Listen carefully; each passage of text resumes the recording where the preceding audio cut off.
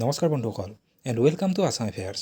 আজি আমি আলোচনা কৰিম আফস্পা সম্পৰ্কত, arm force special power act সম্পৰ্কত।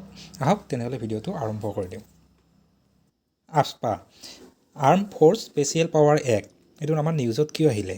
আপোনালোকে গম পায়, আমাৰ নাগালেণ্ডত কেইদিনমান আগতে মন ডিষ্ট্ৰিক্টত 14জন চিভিলিয়ানৰ ডেথ হয়। 14জন চিভিলিয়ান মানে চিভিলিয়ান 13জন plus 1 arm force military person. যি হওক, এইটো আমাৰ কিহৰ কাৰণে আহিল? এইটো আফচাৰ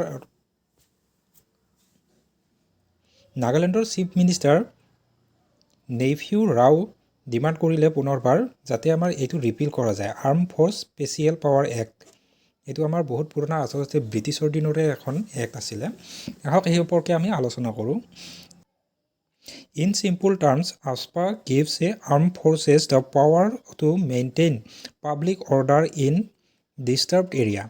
Disturbed area যিবিলাক তাৰমানে বা অলপমান ভয় লগা, ধৰক আপোনাৰ মিলিটেণ্টৰ বেছি এক্টিভিটি থাকে নাইবা তেনেকুৱা থাকে, সেইবিলাকক ডিষ্টাৰ্ব এৰিয়া বুলি কোৱা হয়। এতিয়া হিষ্টৰিকেল বেকগ্ৰাউণ্ড বুলি যদি কোৱা যায়, আফস্পা আমাৰ কি হয়, ব্ৰিটিছৰ দিনতে আমাৰ যেতিয়া আমাৰ কোৱাইট ইণ্ডিয়া ভাৰত ত্যাগ আন্দোলন আমাৰ আৰম্ভ হৈছিলে 1942 চনত, তেতিয়াই আমাৰ এইটো লাগু কৰা গৈছিলে। আৰু যিবিলাক ঠাইত আমাৰ বেছি সংকটজনক বা ব্ৰিটিছৰ কাৰণে ভয় লগা অৱস্থা আছিলে, সেইবিলাক জেগাত আমাৰ এইটো এক্টটো বেছিকৈ প্ৰয়োগ কৰিছিলে। নেক্সট আহক। After independence India decided to retain the act. এই এক্টখন আমাৰ থকাটো বিচাৰিলে আৰু আমাৰ কি হ'ল, নটিফাইড কৰিলে 1958ত এইখন পুনৰ নটিফাই কৰি দিলে এখন অৰ্ডিনেঞ্চৰ সহায়ত। অৰ্ডিনেঞ্চ আপোনালোকে জানে, আমাৰ প্ৰেচিডেণ্টে আমাৰ অৰ্ডিনেঞ্চ পাছ কৰে। কেতিয়া কৰে? যেতিয়া আমাৰ ছেশ্যন, কোনো এটা ছেশ্যন লোকসভা বা ৰাজ্যসভা যেতিয়া বহি নাথাকে, তেতিয়া আমাৰ অৰ্ডিনেঞ্চ পাছ কৰে প্ৰেচিডেণ্টে। গতিকে প্ৰেচিডেণ্টে আমাৰ কি হৈছিল, 1958ত আমাৰ অৰ্ডিনেঞ্চ হিচাপত পাছ কৰিছিলে। আৰু আমাৰ ডিষ্টাৰ্ব এৰিয়া কোনবিলাক কোৱা হয়? ডিষ্টাৰ্ব এৰিয়া আমাৰ কি হ'ল, AFSPA can be imposed by the centre বা ষ্টেট গভৰ্ণমেণ্ট অফ যিকোনো এখন ষ্টেটৰ গভৰ্ণমেণ্ট নাইবা আমাৰ চেণ্ট্ৰেল গভৰ্ণমেণ্টে আমাৰ যিকোনো ডিষ্টাৰ্ব এৰিয়াত আমাৰ হেৰি কৰিব পাৰে। এইটো কি হ'ল, সেই আফস্পা এক্টৰ আমাৰ 3 নম্বৰ যিটো আমাৰ ছেকশ্যন আছে, সেই ছেকশ্যন মতে আমাৰ যিকোনো এটা এৰিয়া ডিষ্টাৰ্ব এৰিয়া হিচাপত ঘোষণা কৰিব পাৰে। কাই কৰিব পাৰে? ষ্টেট গভৰ্ণমেণ্টো কৰিব পাৰে নাইবা চেণ্ট্ৰেল গভৰ্ণমেণ্টো কৰিব পাৰে। The act defined a disturb as area that the disturbed or dangerous condition, disturb বা ডেঞ্জাৰাছ কণ্ডিশ্যন হয়, that are use to arm forces in aid of the civil power is a necessary. তাৰমানে কথাটো অলপ সংকটজনক যিখিনি ঠাই আমাৰ, সেইখিনি আমাৰ ঘোষণা কৰিব পাৰে। এতিয়া currently it is the forced in Assam. এতিয়া আমাৰ অসমখন তাৰমানে আমাৰ ভয় লগা ঠাই, এইটো যিটো বুজাইছে। তাৰপিছত নাগালেণ্ড, মণিপুৰ, আৰু মণিপুৰৰ কিছু কিছু অংশ আমাৰ বাদ দিয়া গৈছে। গতিকে আমাৰ এই 3খন ষ্টেটত আছে, আছাম সম্পূৰ্ণ, নাগালেণ্ড সম্পূৰ্ণ আৰু মণিপুৰৰ কিছু কিছু অংশ। তাৰপিছত পাৱাৰ গিভছটো আমাৰ মিলিটাৰী ফ'ৰ্চক আমাৰ কি কি পাৱাৰ দিয়ে, সেইটো আমাৰ চাওঁ আহক। It allows them to open fire even causing death.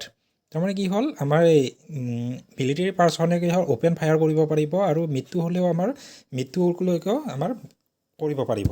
তাৰপিছত কি হ'ল, যদি তাৰমানে কি হয়, কিছুমান ব্যক্তি যদি আমাৰ কিছুমান ভংগ কৰে, আইন ভংগ কৰে, নাইবা কি হয় যিবা কিছুমান হাথিয়াৰ যদি লগত লৈ যায়, বন্দুক পিষ্টলেদি এইবিলাক যদি আমাৰ হাতীৰ লগত লৈ যায়, তেতিয়াহ'লে আমাৰ এইবিলাক কৰিব পাৰিব। মিলিটাৰী ডাইৰেক্ট আমাৰ ফায়াৰ কৰিব পাৰিব আৰু মৃত্যু হ'লেও অসুবিধা নাই আৰু কি। It gives them power to arrest individuals without warrant. কোনো ৱাৰেণ্ট নোহোৱাকৈ ইণ্ডিভিজুৱেলবিলাকো আমাৰ যিকোনো মানুহ এজনক, ধৰক আজি মোকো যদি আমাৰ ডাইৰেক্ট এৰেষ্ট কৰে, এৰেষ্ট কৰিব পাৰে, এইটোকে মিলিটাৰী পাৰ্চনে। তাৰপিছত আমাৰ কিন্তু ৰিজনেবল আমাৰ কিবা এটা কাৰণ থাকিব লাগিব, আৰু এইটো যদি আমাৰ এৰেষ্ট কৰে, এৰেষ্ট কৰাৰ 24 ঘণ্টাৰ ভিতৰত আমাৰ সেইটো কি কৰিব লাগিব, লোকেল পুলিচৰ হাতত আমাৰ গতাই দিব লাগিব। It also' provide blanket immunity. Blanket মানে কি, কম্বল নেকি? এইটোতো নহয়। ব্লেংকেট মানে কি হ'ল, এনেকুৱা এটা ইমিউনিটি দিয়ে, মানে যদি আমাৰ কিবা ধৰ সিদিনা মন ডিষ্ট্ৰিক্টতে যেনিবা যিটো গুলীয়াগুলীৰ কাৰণে আমাৰ 13জন চিভিলিয়ানৰ হত্যা কৰা গ'ল, সেই 13জন চিভিলিয়ানৰ হত্যা কৰাৰ কাৰণে আমাৰ যিটো স্পেচিয়েল কোৰ্ট পঢ়া হয়, সেইবিলাকত আমাৰ এনচাৰ দিব নালাগে আৰু আৰ্ম ফ'ৰ্চে। এইটো ব্লেংকেট হিচাপে এখন কভাৰ হিচাপত এই আইনখনে এইটো তেওঁলোকক প্ৰটেক্ট কৰে কাক কৰে সৈনিকসকলক এই ইনভলভ ইন ছাচ অপাৰেশ্যন এনেকুৱা অপাৰেশ্যনত যদি এনেকুৱা হয় তেতিয়াহ'লে একো প্ৰব্লেম নাই তাৰপিছত আমাৰ কি হ'ল safety nets provided under the AFSPA act যদি ছেফটি কি দিছে সেইটো চাব আৰু can not be done without prior warning given তাৰমানে কি হ'ল সেইদিনা ধৰ যেনেকুৱাকৈ জীপখন আহি আছিলে জীপখনক প্ৰথমতে ৱাৰ্ণিং দিয়া গৈছে যে গাড়ীখন ৰখক নহ'লে আমাৰ এইটো গুলি চলোৱা হ'ব তথাপিতো যদি নৰখিলে তেতিয়াহে গুলি চলালে গতিকে এনেকুৱাকৈ প্ৰায়ৰ এটা আগতীয়াকৈ ৱাৰ্ণিং এটা দিব লাগিব দিয়াৰ পাছতহে গুলি চলাব পাৰিব তাৰপিছত the act further says that any subject apprehended by security forces should be handed over 24 ঘণ্টাৰ ভিতৰত কোৱাই গ'ল 24 ঘণ্টাৰ ভিতৰত আমাৰ যদি কাৰোবাক এৰেষ্ট কৰে তেওঁক আমাৰ লোকেল পুলিচৰ হাতত কটাই দিব লাগিব